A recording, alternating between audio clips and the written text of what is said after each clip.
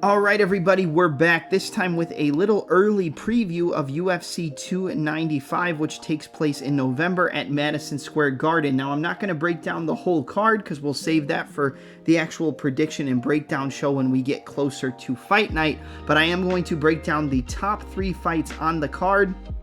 I believe it's the actual top 3 fights on the card, but it's also my most anticipated top 3 fights for November's Madison Square Garden, the mecca of combat sports show. So we're going to kick it off with a bout in the featherweight division between Patsabatini and Diego Lopez. All right, listen, man, I'm going to be honest. I picked against Diego Lopez in his fight against Gavin Tucker, and he submitted him in the first round, and the fight was over before it even got started. Now he's going up against a seasoned Brazilian Jiu-Jitsu black belt training under Gracie Philly alongside the likes of Sean Brady, and Joe Pyfer, I believe, also trains out of Gracie Philly. Patsabatini is a very, very decorated grappler. He's had some durability issues, and he's come back in some of those fights, like the fight against Jamal Emmers, but there are other fights like the one against Damon Jackson where he got dropped with the front kick and TKO'd in the full mount. Patsabatini's going to be in for, have a run for his money here against Diego Lopez, because Lopez has the jiu-jitsu to compete, in my opinion. I feel like he's more dangerous with submissions when Patsabatini might be a little bit better at chasing positional dominance and control. So it's going to be the fact of, can Patsabatini get Diego Lopez to his wheelhouse, get the takedowns, control from the full mount, control from the side control, pass over into the full mount, leg lace, and eventually just wear him out? Or will Diego Lopez be able to stop the takedowns, or at least threaten enough with submissions if he does get taken down, to stop Sabatini from slowing it down and controlling the certain positions, whether it's leg lacing, whether it's getting into the side control position using the over-under? And if he is able to threaten enough from his back, can he get back up to the feet where he's going to have a serious advantage in terms of the danger on the feet? He has big, heavy power, technical striking, good boxing, good kickboxing overall, and he has real finishing power that we saw him showcase against Movsar Evloev. And I think that is the difference when breaking down this fight. Even though I haven't watched tape and I haven't really gone into the fights in depth yet, I feel like the danger factor that Lopez possesses on the feet, the variety he possesses with his kickboxing, his boxing, and the submission threat, that's something that Lucas Almeida didn't have. He had striking, he had power, he had technical ability on the feet, but the minute it got to the floor, he was a fish out of water and Sabatini dominated him.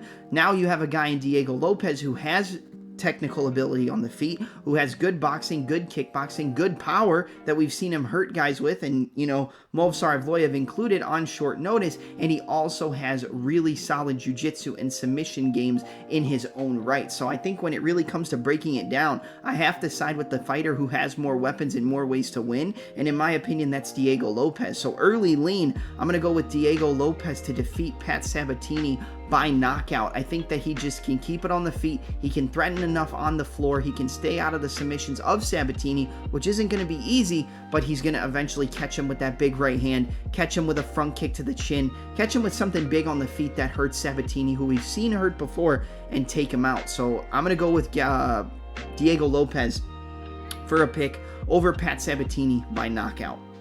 Up next, you've got the people's main event for the light heavyweight championship, the vacant light heavyweight championship, between the number 1 contender in Alex Poatan Pereira taking on the man who never lost his title but had to vacate it due to an injury, and the man who submitted Glover Teixeira in the 5th round of a championship fight that he was losing back at UFC 275 in Yuri Deniza Prohaska. Prohaska versus Pereira, man, I mean, there's not much either person, including myself, can say about this. It's going to be a firefight, and it's not going to last very long. I could see this fight ending in the first minute. I could see it ending in the first round. I don't think it goes past 3 rounds regardless, but I mean, you look at the fight with Glover Teixeira and Yuri Prohaska, and he hurt Glover a ton. Glover hurt him a ton, constantly caught him with that left hook. So it could go long if they just get into a war, but I don't think it goes long either way. I think somebody gets knocked out, whether it's Pereira getting caught with a big flying knee from Yuri, or an overhand right, or a straight right down the middle or left, because he does switch seamlessly between orthodox and southpaw. I think that the straight punches are going to be the keys for Yuri Prohaska against a fighter in Pereira, where we know what Pereira is going to try to do. The low kicks, the calf kicks to slow down Yuri, try to, set up the calf kick so he doesn't try to brace and lunge in with the straight shot to counter it, because Pereira does fight with his chin in the air. Obviously try to land that left hook, jabs to the body, circling left, jabs up top to the head, go throw the jab, come off with the 3 on the same side, jab, lead hook, 1-2, 1-2, lead hook, cross lead hook. I mean, the left hook's going to be there, and I think both fighters have defensive irresponsibility.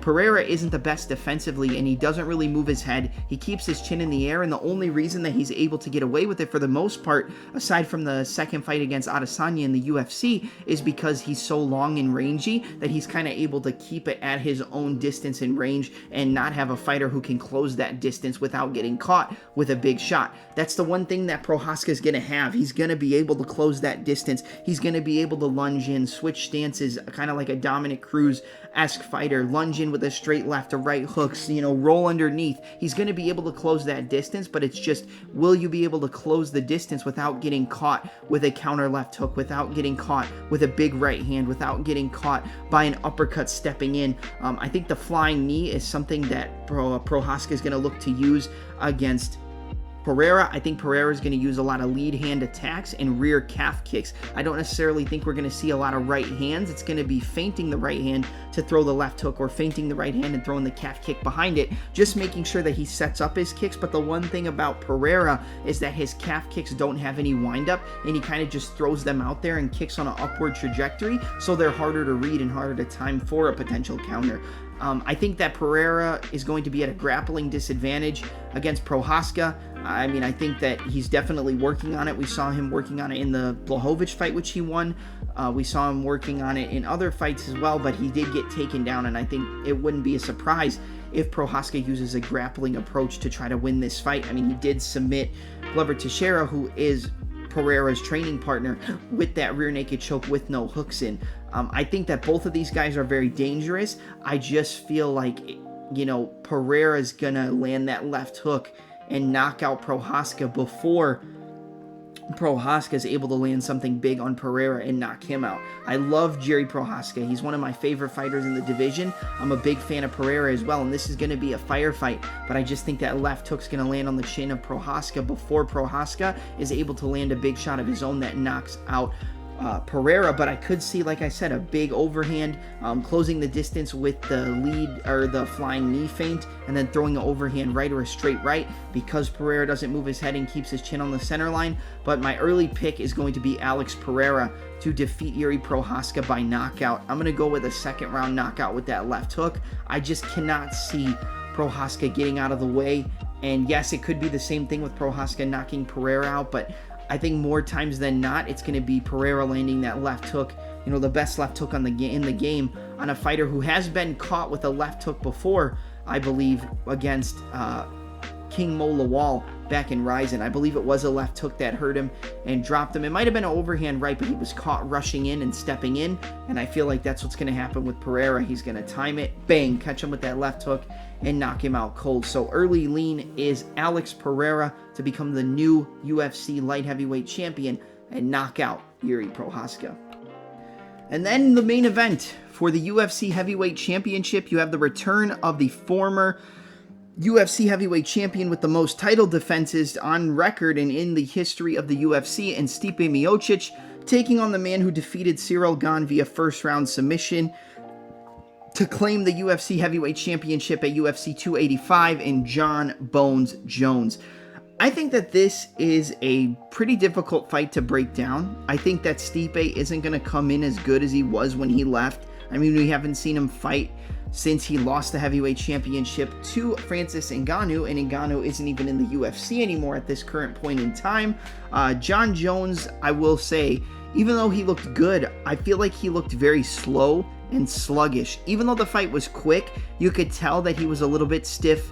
He had a little bit of trouble closing the distance, and he did get the takedown. He did control Gane, and he did lock up that guillotine from the front choke.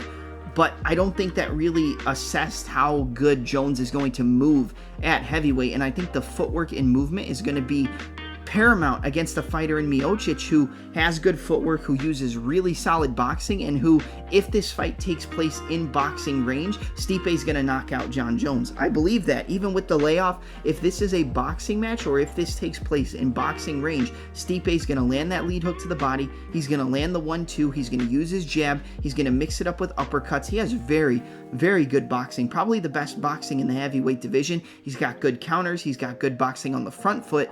He has had trouble with wrestling and takedowns.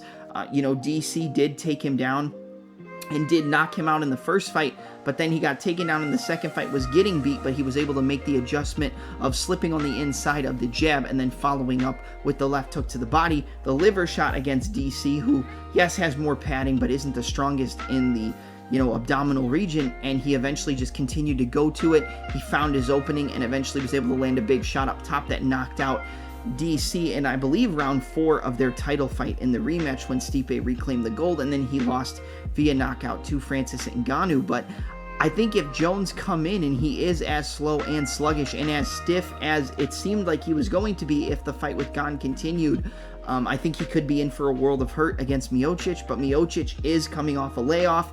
He's been gone for a long time. Usually guys don't come back the same and they come back a little bit rusty. I feel like Jones is going to resort to the grappling. He's going to use his takedowns. He's going to try to control from the top position and look to submit Stipe Miocic, and that's probably what's going to happen. I'm not going to lie.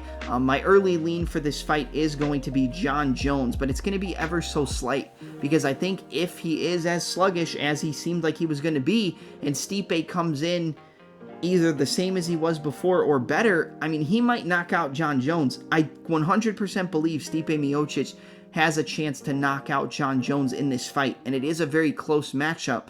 But I do think the grappling and the wrestling is going to be too much for Stipe against Jon Jones. So my pick is going to be Jon Jones via submission, but I would love it if Stipe won, and I'm leaning Jones ever so slightly because I do think Stipe poses a lot of threats with his hands.